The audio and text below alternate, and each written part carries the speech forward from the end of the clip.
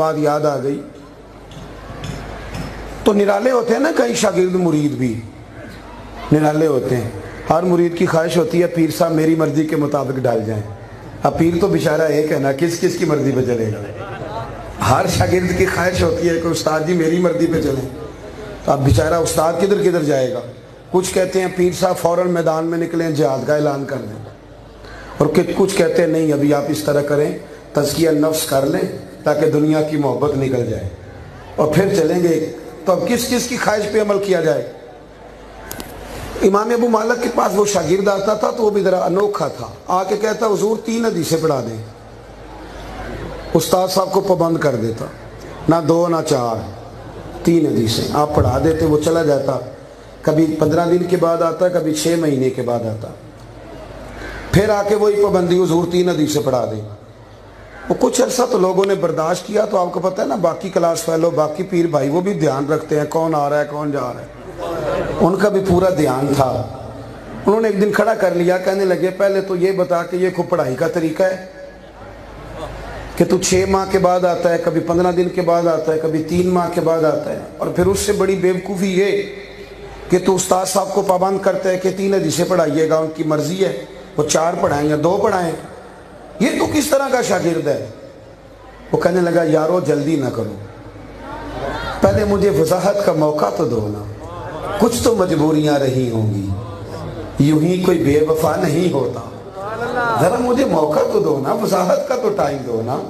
انہوں نے کہا جی دیں وضاحت۔ کہنے لگا یارو میں استاد کے پاس آتا ہوں تو 3 حدیثیں یاد کرتا ہوں، اور پھر جب تک ان 3 حدیثوں پہ عمل نہیں نہ کر لیتا میں نیا سبق یاد کرنے نہیں آتا۔ میرا مزاج ہے 15 دنوں میں عامل بن جاؤں تب بھی ٹھیک ہے، 6 مہینے لگ جائے، پہلے عمل کرتا ہوں پھر آتا ہوں۔ میں کوئی بحث و تکرار کے لیے دین نہیں سیکھتا، عمل کرنے کے لیے سیکھتا ہوں۔ ملا رومی فرماتے ہیں گدھے اور گھوڑے کی بحث ہو گئی تھی، تو گدھا کہتا تھا کہ آسمان کا رنگ کالا ہے، گھوڑا کہتا تھا کہ نیلا ہے۔ کون سا ہوتا ہے ویسے؟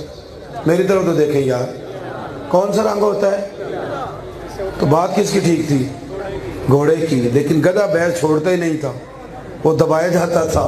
کچھ گدھے نہیں نا بحث چھوڑتے، کتنی مرضی دلیلیں دیں، آیتیں پڑھیں، واضح حدیثیں سنائیں، پر بات چھوڑنے کو تیار۔ نعرہ تکبیر، نعرہ رسالت۔ عارف رومی فرماتے ہیں کہ وہ جب بحث ختم نہیں ہو رہی تھی تو کیس بادشاہ سلامت کے پاس چلا گیا۔ توجہ ہے نا آپ کی؟ کیس کہاں چلا گیا؟ ادھر دیکھیں جی میری طرف۔ کیس بادشاہ شیر تھا، شیر نے بات سنی دونوں کی، اسے پتا تھا کہ بات گھوڑے کی ٹھیک ہے، اور بادشاہ کہنے لگا بھائی گھوڑے تیری بات بھی ٹھیک ہے پر تجھے نا عمر قید کی سزا بھی ہے۔ اس نے کہا بات بھی میری ٹھیک ہے اور سزا بھی مجھے۔ وہ کہنے لگا سزا اس بات کی نہیں کہ تیری بات غلط ہے یا ٹھیک ہے، سزا اس بات کی ہے کہ تو نے گدھے سے ہی بحث شروع کر دی ہے۔ یہ سمجھ نہیں ہے کہ گدھا ہے تو گدھے سے بحث کر رہا ہے، کیسی عجیب بات۔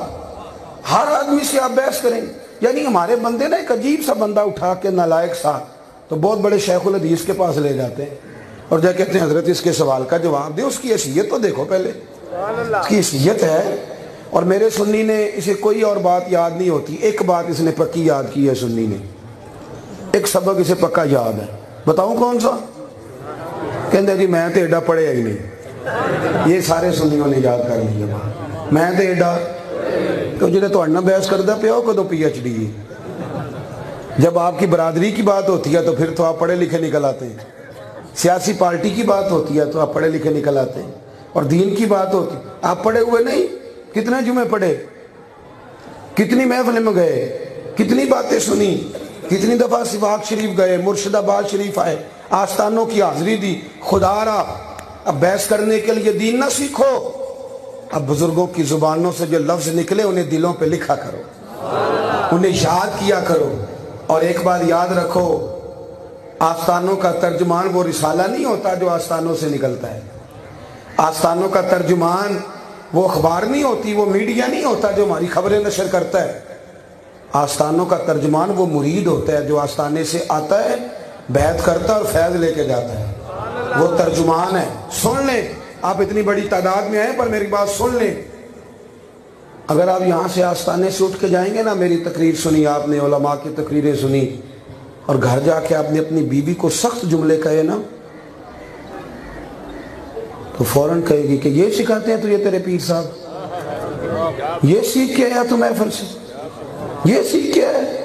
حضرت طارق ابن عبداللہ رضی اللہ تعالیٰ عنہ فرماتے ہیں، ابن اسحاق نے لکھا ہے، کہتے ہیں جب میں نے کلمہ پڑھا نا تو میں اپنی ماں کا بڑا نافرمان تھا، کہتے ہیں جب کلمہ پڑھا تو میں ماں کا تابع دار ہو گیا، میں خدمت گزار ہو گیا۔ آپ کو پتہ ہے نا، پتر چنگا ہو تو ماں کہتی ہے اللہ ایسی اولاد سب کو عطا کرے، کہتے ہیں میں فرما بردار ہو گیا تو محلے کی بہت ساری عورتیں اپنے بچے لے کے آ گئی اور کہنے لگی اپنے بیٹے سے کہہ کہ ہمارے بیٹے بھی اس محبوب کے پاس لے جائے جس نے ان کا دل بدل دیا ہے۔ تو آپ تو چلتے پھرتے ترجمان ہیں، آپ کیا سمجھتے ہیں کہ باتوں سے بات بنے گی؟ آپ کا اٹھنا بیٹھنا ترجمانی کرے گا، آپ کا سٹیٹس بتائے گا۔ الجھاؤ سے تھوڑا نکلیں، تھوڑا نا معاف کرنا بھی سیکھیں، تھوڑا درگزر کرنا بھی سیکھیں، اپنوں کی باتیں برداشت کرنی بھی سیکھیں۔ میاں صاحب درویش گزرے ہیں، وہ کہا کرتے تھے جتن جتن ہر کوئی کھیڑے تو ہارن کھیڑ فقیرہ، جتن جتن تے، یہ تو سارا زمانہ کرتا ہے، تو آستانے والا ہے نا، طریقت والا ہے۔ جتن جتن تے ہر کوئی کھیڑے تو ہارن کھیڑ فقیرہ، اور جتن دا مل کوڈی پیندائی ہارن دا مل ہیرا۔ کبھی ہارو بھی تو صحیح نا، کہیں جھکو بھی تو صحیح نا، کسی جگہ خاموش رہنا بھی تو سیکھو نا۔ حضرت عمر بن عبدالعزیز وقت کے بادشاہ تھے، اور صوفیاء جانتے ہیں کہ جتنا مقام ان کا حکمرانوں کے بیچ تھا وہ تو بڑا معمولی تھا، لیکن جو مقام ان کا اللہ رسول کی نظر میں تھا، طریقت میں تھا۔ ایک دن اگر 1000 درود شریف وہ کم پڑھتے تھے نا تو میرے محبوب کریم علیہ السلام اپنے کسی غلام کی خواب میں آ کے فرماتے تھے اسے کہو پورا پڑھا کرے، اس کا پڑھنا ہمیں بڑا ہی اچھا لگتا ہے۔ ایک طرف طریقت کا یہ حال، تصوف کا یہ حال، معرفت کا یہ حال، درجات کا یہ عالم، دوسری طرف وقت کے حکمران گلی سے گزر رہے تھے، لکڑی کے جوتے پہنے ہوئے تھے، رات کا وقت تھا، ایک بابا جی سوئے ہوئے تھے۔ حضرت عمر بن عبدالعزیز رحمۃ اللہ علیہ کا پیر نہ ان کے پیر پہ آ گیا، وہ گلی میں سوئے ہوئے ہیں۔ اب ہمارا طریقہ یہ ہے کہ اچانک موٹر سائیکل کی ٹکر ہو تو ہم پوچھتے ہیں بھائی اندھے ہو، یہی جملہ ہوتا ہے نا۔ تو بابا جی کے پیر پہ پیر آیا، 2-3 ساتھ باڈی گارڈ بھی تھے، تلواروں والے بھی تھے، اور آپ کو یہ بھی پتہ ہے کہ چائے سے کیتلی زیادہ گرم ہوتی ہے، یہ ہٹو بچوں والے زیادہ تکڑے ہوتے ہیں، کیتلی ہمیشہ زیادہ گرم ہوتی ہے۔ تو وہ پیر پہ پیر آیا نا، جب بابا جی کی اچانک آنکھ کھلی تو کہنے لگے حل انتم الاعمى، آپ اندھے؟ اب بادشاہ کو کہہ دیا، حکمران کو، وقت کے حکمران، آپ اندھے؟ تو وہ جو 7 گارڈ تھے نا سپاہی، انہوں نے تلواروں پہ ہاتھ رکھ لیے۔ تو حضرت عمر بن عبدالعزیز فرمانے لگے نہیں بابا جی میں اندھا نہیں ہوں، مجھے نظر آتا ہے۔ اب وہ جو ساتھ تھے نا انہوں نے تلواریں نکالنی، فرمایا اور تمہیں کیا ہوا؟ کہنے لگے جی اس نے آپ کو اندھا کہا ہے۔ فرمانے لگے نہیں انہوں نے تو نہیں کہا۔ کہ حضور کہا ہے؟ فرمانے لگے نہیں کہا۔ کہا جناب کہا ہے۔ آپ فرمانے لگے بابا جی باتیں تم سے کر رہے تھے کہ میرے ساتھ کر رہے تھے؟ کہا حضور آپ سے ہی کر رہے تھے۔ فرمانے لگے بیوقوف ہو، انہوں نے تو ایک سوال پوچھا ہے کہ آپ اندھے تو نہیں، تو میں نے جواب دے دیا نہیں مجھے نظر آتا ہے، اس میں جھگڑا کرنے والی کون سی بات؟ جتن جتن ہر کوئی کھیڑے، او کدی ہارن بھی کھیڑ فقیراں، جتن دا مل کوڈی پیندائی ہارن دا مل۔ کیا صوفیاء بیٹھے ہیں، آپ یقین کریں دیانتداری سے باوضو ہوں، ابھی 2 فرض زور کے پڑھ کے آیا ہوں، بڑی دیانتداری سے دل کی گہرائی سے بتاتا ہوں۔ کبھی کبھی میرا دل کرتا ہے نہ بیٹھوں اسٹیج پہ، کبھی کبھی پریشانی ہونے لگ جاتی کہ یار ہم نے کبھی فقیر بھی تو بننا ہے کہ نہیں، کبھی پیچھے بھی بیٹھنے کو دل کرتا ہے، کبھی طبیعت چاہتی ہے کوئی نعرے نہ لگائے، کوئی پیچھے بیٹھنے دے، ہم بھی کہیں دور بیٹھ کے دیکھیں، پیچھے بیٹھ کے نا مزہ لینے کا ذائقہ بھی نرالا ہی ہے۔ میں پتہ کیا کہا کرتا ہوں، میں کہتا ہوں اس بزم کا، یہ بزرگ تو سارے مہمان ہیں، اس بزم کا مہمان خصوصی پتہ کون ہے؟ جس نے یہاں جھاڑو دیا، جس نے دریاں بچھائیں، جس نے صاحبزادہ مسرور حسن صاحب سے کہا کہ صاحبزادہ صاحب، وہ ساری رات سویا بھی نہیں، پر سویرے پھر اس نے کہا کہ حضور کوئی حکم ہوا تو بتائیے، حکم ہوا تو وہ سب سے پہلے آیا ہے اور برتن دھو کے جائے گا، اصل فقیری اس نے لے کے جانی ہے. میری طرح کے جو مولوی ہوتے ہیں وہ مرید نہیں ہوتے, وہ تو خلیفے ہوتے ہیں. وہ تو خلیفے ہوتے ہیں. وہ تو اکثر کہتے ہیں کہ مجھے 14 جگہ سے خلافت ہے.